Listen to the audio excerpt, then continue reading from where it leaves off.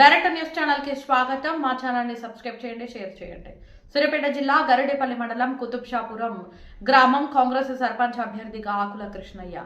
మా నాన్నగారు చాలా సంవత్సరాల నుండి కాంగ్రెస్ పార్టీలోనే ఉన్నాడు. నేను గ్రామానికి కావాల్సిన అన్ని సదుపాయాలను కల్పించి రాష్ట్ర ప్రభుత్వం అందించే ప్రభుత్వ పథకాలను మంత్రి ఉత్తమ్ కుమార్ సహకారంతో గ్రామాన్ని అభివృద్ధిలోకి తీసుకొస్తాను. నాపై నమ్మకం ఉంచి గ్రామ ప్రజలు నన్ను సర్పంచ్గా గెలిపించాలని గ్రామ ప్రజలను కోరారు.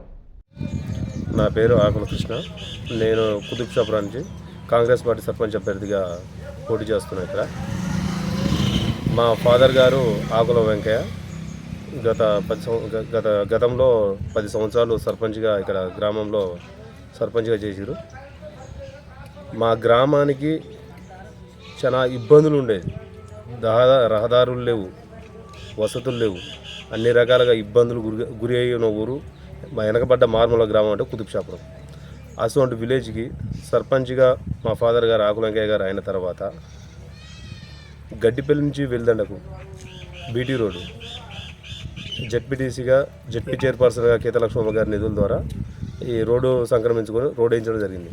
అదే మాదిరిగా చెక్ డ్యాములు, ఉపాధి హామీ సంబంధించిందంటే ఉపాధి హామీ వచ్చిన తర్వాత ఉపాధి హామీ కూలీలకి కనీస వేతనాలుగా కరువు పని చేయించడం అలాంటివి చేసి నిరుపేదలకు అండగా నిలబడి సీసీ రోడ్లు కానీ, డ్రైన్లు కానీ, వీధి దీపాలు కానీ, మంచినీటి సౌకర్యాలు కానీ, ఈ కుతుబ్షాపురంలో వాటర్ ట్యాంక్ కట్టడం కానీ, స్కూల్ కట్టడం కానీ, శ్మశాన వాటికలకి నిర్మించడం కానీ, శ్మశాన వాటికలు ఇప్పించడం కానీ అలాంటి కార్యక్రమాలు మా ఫాదర్ గారు ముందుండి నడిపించారు. గ్రామ అభివృద్ధిలో ముందుబాటులు నిలబడ్డారు. మా నాన్నగారు సర్పంచ్గా ఎన్నికయ్యేటప్పటికీ గ్రామంలో రోడ్లన్నీ గుంతలమయంగా ఉండేది. ఒక్క రోడ్డు గిట్ట సక్రమం లేదు. ఎక్కడ బాయి బొందలు, ఊర్లోనే ఎక్కడ చూసినా బాయి బొందలు ఉండేది. పెద్ద పెద్ద బాయి బొందలు గిట్ట పూడిపించి ఊరిని ప్రగతి పదంలో నడిపించారు. తర్వాత సర్పంచ్ అయిపోయిన తర్వాత టీఆర్ఎస్ గవర్నమెంట్ వచ్చిన తర్వాత గ్రామం అభివృద్ధి అనేది చాలా కుంటుబడే ఉంది.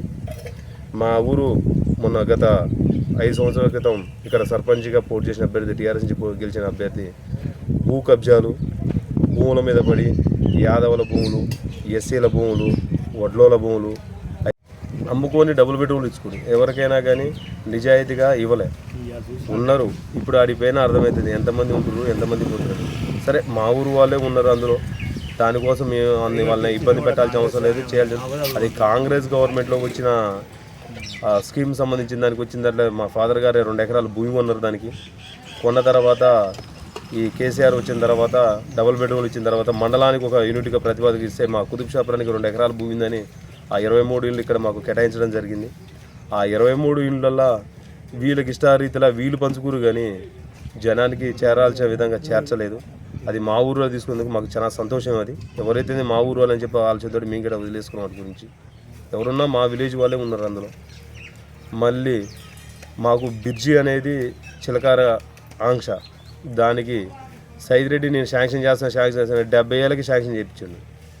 70 ఏళ్ళకి బ్రిడ్జి ఎట్టా శాంక్షన్ అయితే అది బాగోదని చెప్పని మినిస్టర్ గారు సివిల్ సప్లై మన మినిస్టర్ అయిన తర్వాత నీటిపారుదల నుంచి సార్కి మేము రిక్వెస్ట్ చేస్తే 2,70,00,000కి మళ్ళీ రీఎస్టిమేట్ వేయించమని చెప్తే మళ్ళీ రీఎస్టిమేట్ వేయించి సార్ దగ్గర పెట్టడం జరిగింది. అది త్వరలో టెండర్లు పిలుస్తామని చెప్పారు. పొనుగోడుది మరికొంటదిను కుతుబ్షాపురం 2 ఒకసారి టెండర్లు పిలిపించి చేపిస్తామని చెప్పని ఉత్తమ్ కుమార్ రెడ్డి గారికి మాకు హామీ ఇచ్చారు. అది ఉత్తమ్ కుమార్ రెడ్డి చేతుల్లో చేస్తారని చెప్పి మేము ఆయన్ని నమ్ముతున్నాం దృఢంగా. మళ్ళీ ఇక్కడ నేను గ్రామశాఖ అధ్యక్షునిగా 2 సంవత్సరాలు పనిచేసిన. 2 సంవత్సరాల విలేజ్లో ఎలాంటి పంచాయతీలు కానీ, అరాచకాలు కానీ, ఎలాంటి గొడవలు జరగకుండా దాన్ని ముందుండి నడిపించగలిగిన ఊరుని 2 సంవత్సరాలు అసలు వదిలిపెట్టిరు. వీళ్ళు సర్పంచ్గా చేసిన వ్యక్తి ఊరిని 2 సంవత్సరాలు వదిలేసిండు. వదిలేస్తే ముందుండి నేనే నా భుజాల మీదనే వేసుకొని ఊరిని అభివృద్ధి పదంలో నడిపిన. డ్రైన్లు చేయించిన, సీసీలు చేయించిన, ఏ విషయానికి వచ్చినా కానీ ముందుండి నిలబడి చేయించుకుంటూ వస్తున్నా.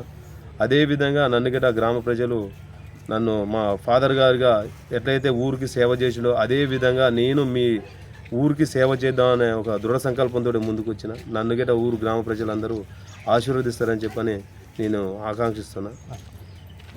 ప్రధాన సమస్య అనేది మా విలేజ్లో ప్రధాన సమస్య అనేది రేషన్ కార్డులు.